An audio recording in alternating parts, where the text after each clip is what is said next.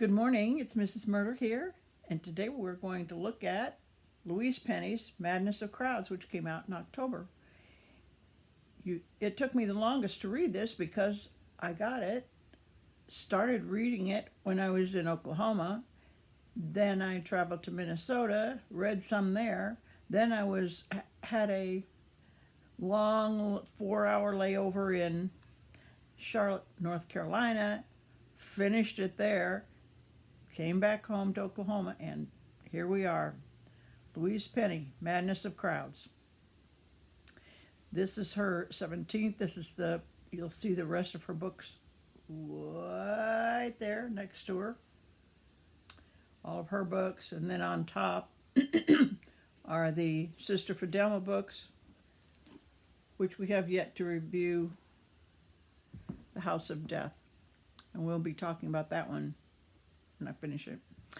But Madness of Crowds was Madness of Crowds. The reason I had difficulty with this book is because it's so topical. It's so applied, even though it's in Canada and we don't have snow, but it's so applied to all the legal battles about January 6th. The madness of crowds. There was a crowd and there was madness there. And it also had many issues relating to COVID, and it was just too much of what was in the news that I was wanting to get away from on my vacation. But I read a little here, read a little there, and I finally finished it when wanted to finish it so I could get home and review it.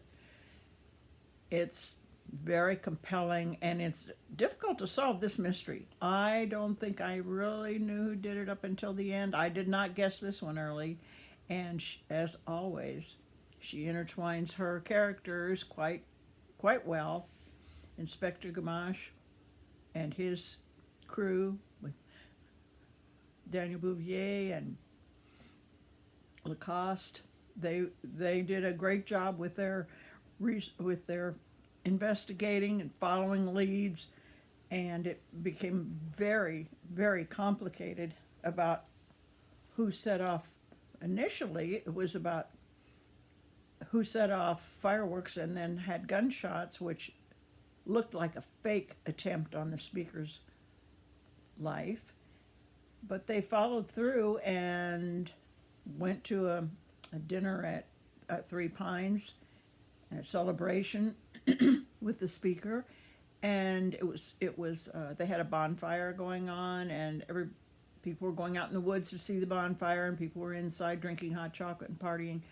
At any rate, someone was murdered, but hit in the head by a log, which was then thrown into the bonfire, so there's no use looking for the murder weapon. And all the clues were covered with snow by the time they could really get the investigative team out there to investigate, because the roads were covered. So it was another winter tale. It seems like it's always in winter in Canada.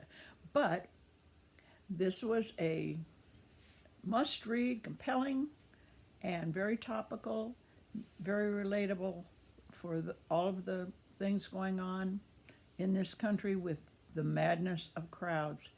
And you'll enjoy the way that she dealt with the murder there. The next book we'll be reviewing will be The House of Death. It's another Sister Fidelma, Peter Tremaine, and I've lost count, 21? I don't know, but this is the last one, the one that just came out this year, and we'll review that when I finish reading it. Until then, have a good read. It'll take a while. It depends upon there are all of our Louise Penny books with the final Madness of Crowds. Read, read, read. I will be reviewing next week. Bye. Thank you for tuning in, turning on, and enjoying reading.